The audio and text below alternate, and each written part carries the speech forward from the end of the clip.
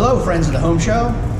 My name is Jeffrey Coker, and I am the Associate Dean of the Culinary Institute at Salt Lake Community College, where we offer associate degrees in culinary arts, baking and pastry, and hospitality management. I'm really excited to show you this video today. This is one of my personal favorites that I ate a lot of growing up in my Italian family. So today we're going to be making an Italian style gnocchi. Now this recipe that we're going to be making today is a very basic, simple recipe that you can easily make at home. You can always add ingredients to this recipe once you understand and learn what it is that you're doing. The great part about this thing today is that we're going to take our time, we're going to show you all the steps from start to finish how to make this, and then you'll always be able to master the technique, which is really important here. So we're going to go ahead and get started by showing you some of the tools that you're going to need for today's recipe. Let's get started. So what you're going to need to get started today is a number of pieces of equipment as well as all of your ingredients. So the first thing you always want to start with, that we teach our students here at the school, start with your recipe. Okay? Have your recipe out, easily accessible. That way you have it easy to refer to as you get going. We have a couple of different bench scrapers, one rigid scraper and another bowl scraper. These you can use to help clean up your table surface. We always want to have a chef knife with us. For today's recipe, we're also going to make sure that we're using a couple of different tools that we can use to actually form the gnocchi later. So number one is a gnocchi paddle. So you notice on this paddle we have some ridges here. It's just a light wood paddle. You can get this on Amazon for about $8 or $9. It's a great tool, something fun to work with. If you don't have the gnocchi paddle, you can always use the back side of the tines of the fork. And if you really want to go old school, you can just form them right on the workstation and avoid any type of ridges and just have the indentation with the side of your thumb. Okay? As we get going and we're cooking, we're probably going to use either a spider style strainer or a slotted spoon to remove the gnocchi from the boiling water. It's very important. We always want to make sure that we have some tasting spoons and forks to be able to taste as we go. It's very important that we teach our students. We also have all of our items that need to be refrigerated on ice. So our eggs, our Parmesan cheese for this recipe, our butter. We even keep our fresh sage on the ice as well to keep them as fresh as we possibly can before we get started. We also have some russet potatoes here that are raw that you're going to ultimately end up baking. We'll get to that in just a second. And then in terms of what you're going to need for your potatoes once you're finished baking them, you need to rice them, okay? So there's a couple of different pieces of equipment that we can use. Number one is a standard strainer. This is what we call in the industry as a china cap. A china cap has large holes.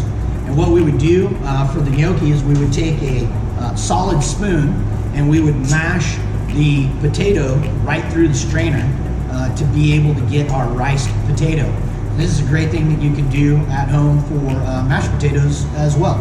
Okay, so that's one option. Another option would be to use a small food mill. So with the small food mill, you add your cooked potatoes, you spin and spin and spin until the product comes out. Use a spatula or a spoon into a retaining vessel to capture all your cooked potato. You're ready to go. Or the third option that you can always use is a standard potato ricer. This is more of a commercial style, obviously. They make smaller ones for home use. But you would just add the potato, press it through, potato comes out, and again, scrape until you're ready to process. So at that point now we reviewed all of our equipment. We're ready to move on to the next stage, which is assembling the gnocchi dough. As we get started to assemble our recipe at this point, let's follow step by step. The first thing we're going to do is we're going to take our potatoes. These are standard russet potatoes. You're going to want to bake these in a 400-degree oven for about 45 minutes until tender. There's no need to poke them on the outside or season them in oil or anything like that with a little salt on the outside.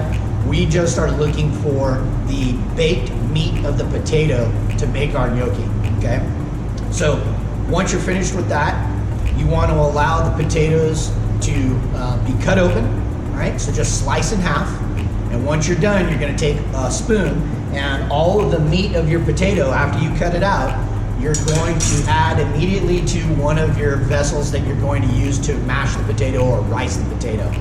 It's really important that you rice the potato while they're hot. So if you need to use a little kitchen towel or something like that, or an oven mitt is great, do so, okay? You don't want to burn your hand, especially steam being hotter than boiling water, okay?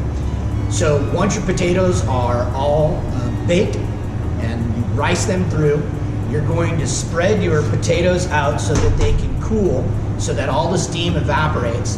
And after the potato is nice and cool, then what you're gonna end up doing is having something like this. So this potato I riced earlier, okay? And what we have now is a very almost dry consistency riced potato that we're gonna use to get started with. And the whole trick to a really wonderful light gnocchi is going to be less moisture, right? You really want to work with as dry of a potato as you possibly can.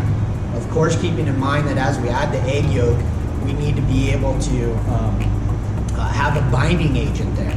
So we're going to get started today by bringing some of our potato out onto the workbench, right? We have a clean, sanitized surface here. And if you take your metal bench scraper and start to break down some of the larger clumps that may have formed, that will help get you started.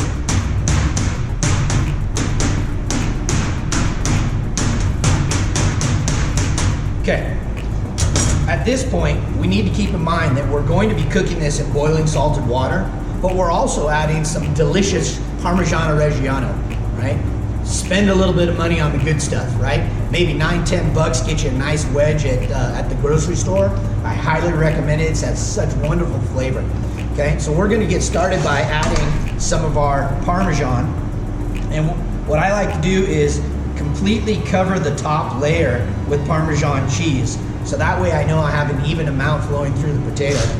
I'm also going to add just a little bit of salt. So we're going to use kosher salt. And we're just going to add a little bit just to kind of spread throughout the potatoes as we make this, because we want it to taste good. And then the last thing that we're going to add before we start incorporating our flour is we're just going to take about one whole egg for about a pound of potatoes. And we're going to take that egg yolk and we're going to the whole egg, and we're going to scramble that up. And then we'll use that to just lightly drizzle across the potato. Now, the purpose of the egg here is to add a little bit of moisture, but also to use as a binding agent. Okay, it's really important. Okay. At this point, then we want to go back to our bench scraper, and we want to start to work that egg into the potato and cheese mixture. Okay, trying to keep it nice and clean as much as possible. Once I have most of the liquid part of the egg absorbed, right, that's kind of where I want to stop. And then I'm going to begin to add my flour. So this is standard all-purpose flour, and we're going to add our flour in stages. And the reason why we're going to add the flour in stages is because we don't want to overwork this. So compared to when you're making like a pasta dough, the pasta dough, you're trying to work that dough really well so that you end up building up the gluten that you find in the flour, and that's what helps to make that elasticity for good pasta dough. Okay, so you can see here, we're just going to start cutting with the bench scraper the flour into the potato to start absorbing a little bit of that moisture. Okay, try and keep everything together as much as possible. This is something really neat. This is fun. I was making this with my daughter when my parents visited not too long ago, and we had a blast just making a lot of gnocchi. And of course, the best part about it is the eating. So once you get this kind of absorbed and you have this kind of crumbly consistency, this is when you now need to start working this dough together with your hands, okay? And starting to actually form a dough. So once you have this together, The trick here is to try and bring the dough together so that it sticks and binds without overworking it. And I know that's weird, it sounds a little counterintuitive, right? But you want to use light hands when working this together, and you're trying to bring it together in a manner such that it's just kind of sticking together, all right? So you can see how this is really starting to crumble here. That's what we're looking for. At this point, we're gonna go ahead and we're gonna add a little bit more flour. And what we're looking for as a consistency here is a nice dry dough where the body of the dough just starts to spring back a little bit, okay? We don't want something that when we press our thumb in it, and we'll show you a close-up shot of that here in a second. You don't want something that is going to leave an indentation when you press your thumb or finger into the dough. You want it to spring back a little bit, okay? So this is where we're at. And of course, when you're making a good gnocchi, right, the more flour you're adding, the more dough-like this becomes, and the more dense the gnocchi becomes. So what you're trying to do is find that nice balance of moisture and dryness. Here's a great example of what the dough should look like. It looks a little bit dry on the outside, but what you're looking to do is just lightly press your finger, and you want that dough to just kind of spring back a little bit here, okay? You don't want to leave the dough so much to the point where it leaves a big hole from your finger. So you're looking for that to spring back just a little bit. Now comes the fun part, rolling out your gnocchi dough. Well, maybe it's all fun for now, but I'm having fun. Hope you are too. So now that we have our dough, the trick is going to be rolling this out.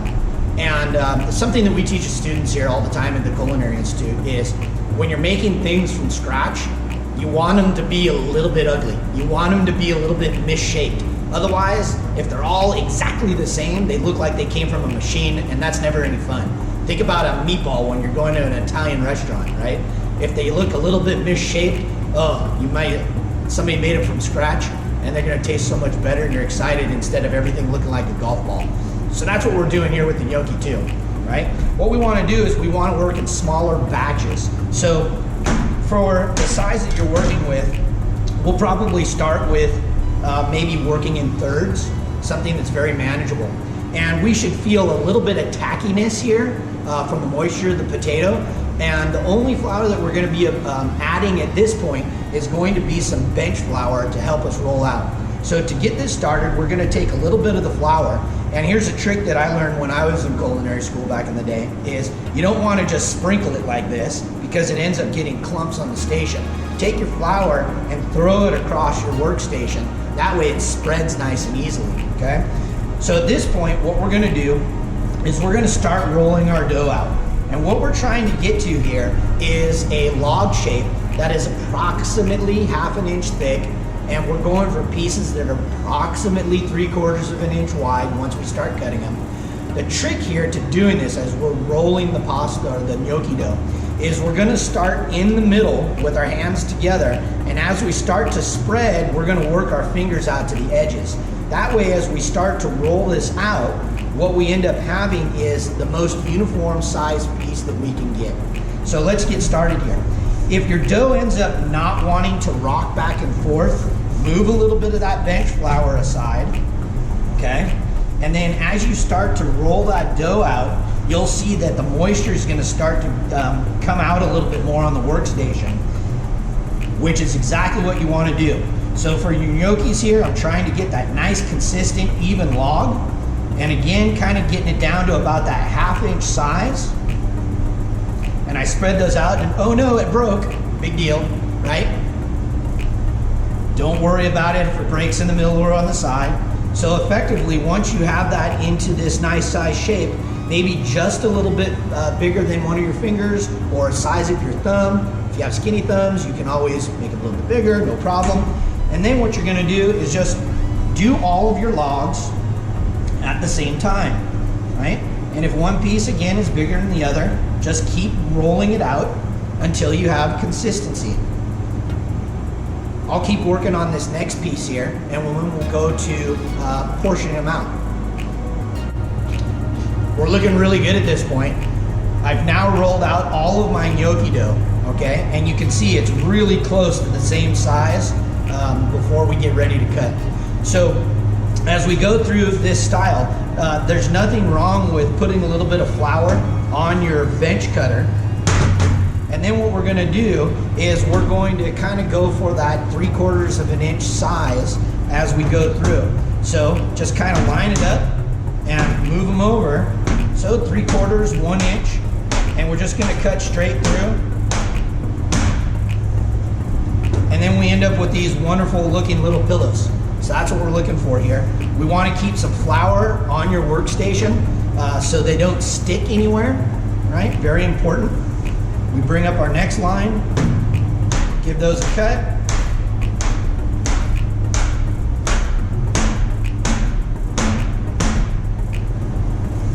And we're ready to go. So if you have any pieces inside that are really a lot smaller than the others, it's okay to kind of bring those together over on the side and kind of work those back into another log. And if you wanted to, you can come back and always portion these as well, which I would highly recommend because you don't want to waste anything. You want to try to avoid wasting any of your product. Okay, so at this point, now that we have all of our pieces cut, I like to take a sheet pan, if you can, with a little bit of parchment paper. And this is where we're going to either use our gnocchi paddle or the side of our fork, or we can even work right on the station here. So I like using the gnocchi paddle. So what we do is we're just gonna make sure that we dust that off a little bit there so that we don't have too much of the potatoes sticking on the surface. And the trick here is really simple. We're gonna go kind of corner to corner on the gnocchi paddle, and I want to work my side of my thumb right in to make an indentation, and I want to press, and after I press, I roll. So again, corner to corner, press and roll. You want to have a little bit of tack from the dough, okay, so that it sticks and it forms that shape. So just press with the side of your thumb, and then you're just going to roll them right off, just like that. And ultimately, what you're looking for here is a gnocchi that has some ridges on the outside and an indentation to catch the delicious sauce, okay? That way we have something for the dough to stick to that sauce. So again, we're gonna keep working through these.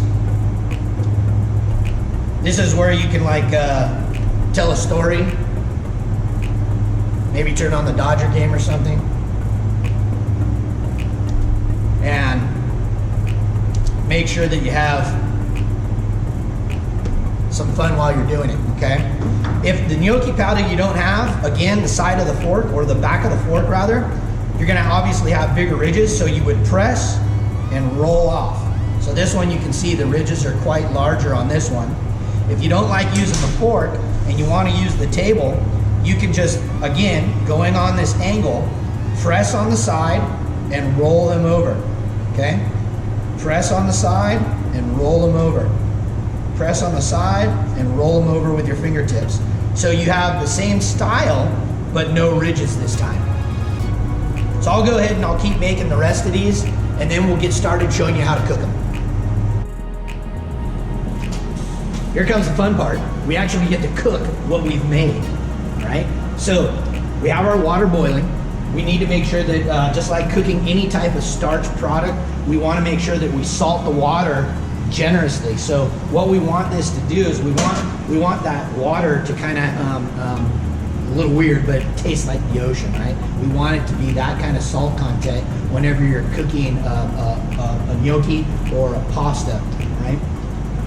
The other thing we want to make sure that we have is your sauce is ready to go, right? So it doesn't matter if you're going to make a marinara sauce or a meat sauce, butternut squash, something like that. You always want to make sure that you have your sauce ready to go because the gnocchis cook so quickly, right? So in the case, well, what we're making today is we're making a brown butter and sage. So I took my sage and I've already chopped it up. You You only want to use the leaves of the sage, discard the stems. So I have this ready to go. In my pan, I've already started melting my butter. And after the butter's melted, what we're trying to do here is toast the butter. We want to brown it. You don't want this to burn. So control your heat, perhaps over a medium flame. And what we want to do is just kind of gently rock that pan a little bit, right? Just slide the pan back and forth on the stove grates. And once we start to see the butter's melted and it's starting to smell a little bit more nutty, we're going to go ahead and we're going to add in our chopped sage. And the amount of sage that you want to use is completely up to you. If you like that flavor, that strong herb flavor, remember that sage is very, very fragrant, my apologies. And we just want to toast that a little bit, okay? Once that is done and ready to go, we can go ahead and turn that fire off and just have the sauce ready to go on the side. This way, when we bring our gnocchis over, we only want to cook a small batch at a time because these really do stick together if you're going to leave them sitting in a bowl or in a pot on the side, even if you use a little bit of melted butter or olive oil. So here we're going to just take our gnocchis and we're going to add them in a couple at a time, because if we just threw the entire tray right inside, what we're going to end up seeing is the temperature of the water drop. So it's really important we want to have boiling water. All right, so only cook about 1 or 2 portions at a time. And then of course you can either use your slotted spoon or your spider. And what we're looking for here is, at first the gnocchi doughs are going to sink to the bottom of the pot. Once they've kind of sunk to the bottom of the pot and they're in there for a couple seconds, just give this a gentle swirl. We don't want to stir vigorously or anything like that. We want to just give this a gentle swirl. And the gnocchis are going to take about 1 to 1.5, maybe 2 minutes, depending on the size that you made, to fully cook. Once you see these guys rise to the surface, that's it. They're finished. Okay? So you just want to have a little patience. And again, this is where you can just put the final touches, making sure that your sauce is ready to go, that you have your bowl that you're going to be serving in. Maybe a little tasting spoon, so as these start to come up to the surface, you can see what they taste like and make sure that they're cooked all the way. So at this point, the gnocchis are just starting to float to the surface. What I'm looking for here is to make sure that all of them have started to come up to the top. So once I see that I have a piece that looks like it's ready to go, I could strain that off, have a little taste. They should taste like potato and cheese with a little bit of salt from the dough and the water, and they should be really tender. So at this point, we're going to go ahead and we're going to pull all of our gnocchis out. We're going to strain these off, and we're going to put those right into our brown butter and chopped sage. Drain them off, put them right inside. And then we'll give this a nice little toss with our spoons so they get coated. Now it's really important here, we are not looking to toast the gnocchi. All we're doing is we're basically coating the gnocchi in the brown butter and sage, just like this, okay? At that point, once we're finished, we'll take our bowl, we'll drain off some of the excess butter and sage. We'll plate the gnocchi. The great thing about gnocchi is this can be served as an entree. This can also be served in smaller portions as a first course. We'll take a little bit of the brown butter and sage and we'll just drizzle that over the top to make sure that we have enough to go with every bite of our delicious gnocchis. My mouth is watering, so I gotta be careful here. So we'll put that in, and effectively what we're looking for is just a small little pool of brown butter and sage at the bottom. We'll take this back to the workstation, we'll finish it with some Parmesan cheese, and we'll have a bite. I'm excited.